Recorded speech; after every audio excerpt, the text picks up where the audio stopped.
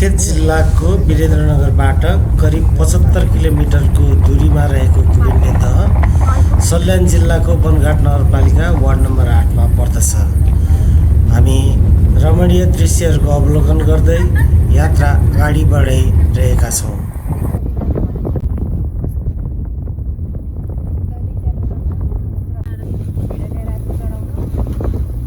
पहाडी सडक भएकाले बाटो केही साँघुरो छ तथा कुबेन्टे दह पुग्ने बेलामा बाटो निकै कच्ची तथा उकालो तथा ओह्रालो रहेको छ।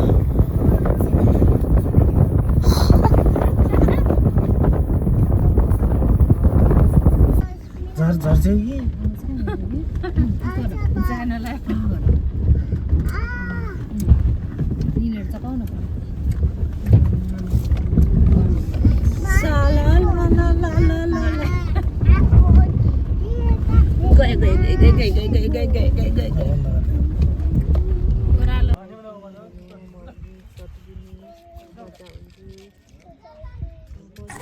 कुबेन्टे दह अथवा ताल बिहार गर्नु अघि तालको पूजा गरी मन्दिरको पूजा गर्ने चलन रहेछ।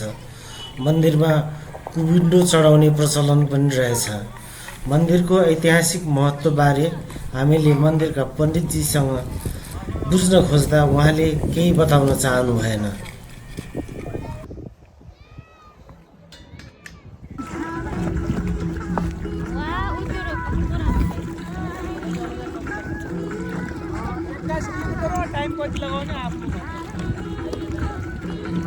हावाले अगाडि नै बढ्न गाह्रो मान्दो रहेछ।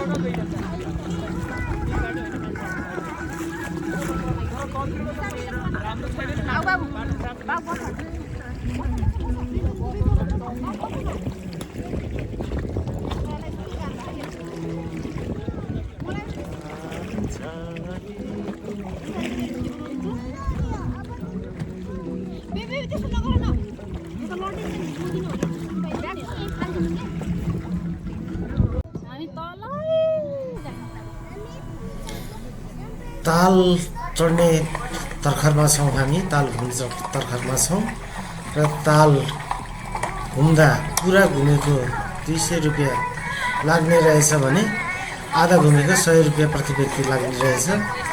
तालका डुगा चलाउने चालकहरू अति मिलनसार वृद्धबासी हुँदो रहेछ र जो ताल रमणीय छ। करिब 1 किलोमिटरको लम्बाइ रहेको तालमा बोटिङ गर्दा स्वर्गीय आनन्दको महसुस हुन्छ। यहाँ रात बिताउन चाहने पर्यटकहरूलाई बस्ने बासको व्यवस्था रहेनछ र चाँडै सकेर र आफ्नै गन्तव्यमा फर्कन पर्ने अवस्था रहेछ। ताल रमणीय छ र पर्यटकहरूलाई तान्न सक्नको लागि यहाँ बास बस्न र उचित होटलहरूको व्यवस्था गर्न अनिवार्य रहेको हामीले महसुस गर्यौँ। पानी नबग्ने पानी पनि त्यही बग्छ यताबाट पानी छुट्टी बालुवा दब्छ नि त भित्रबाट आउँछ। त्यो पानी नबग्ने पानी पनि त्यही बग्छ यताबाट।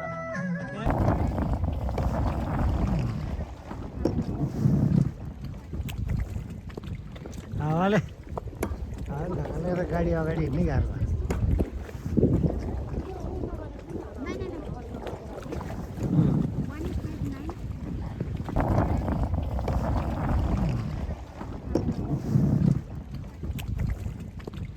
हावाले गाडी अगाडि हिँड्नै गाह्रो भयो।